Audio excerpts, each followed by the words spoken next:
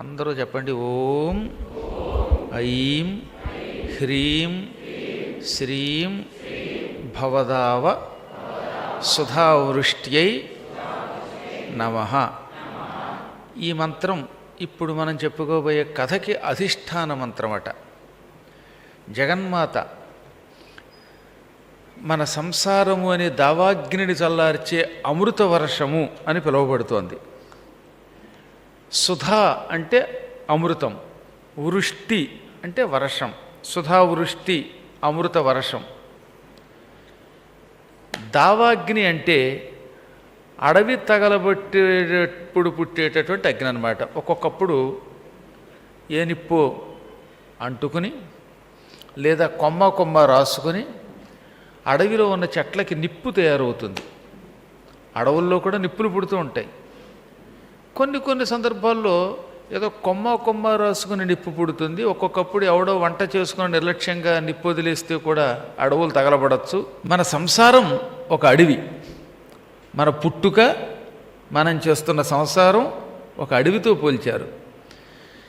అడవికి నిప్పు వస్తే దాన్ని ఆర్పాలంటే ఓ మాదిరి ఫైర్ ఇంజిన్లు ఏం సరిపోవు.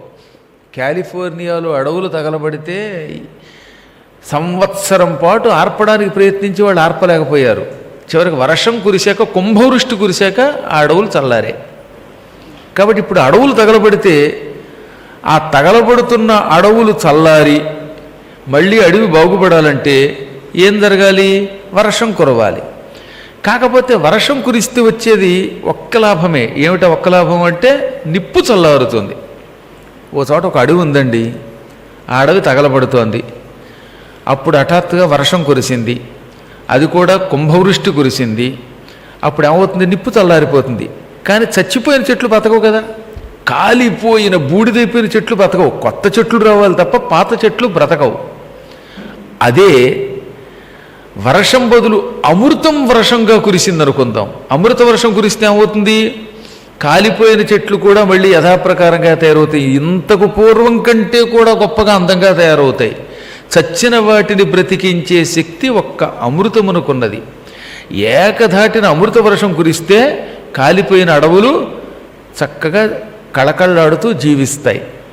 మన సంసారం అనే తగలబడుతున్న అడవిని సజీవంగా చేసే అమృత వర్షం అమ్మవారట. అది భవదావ సుధావృష్టి అంటే.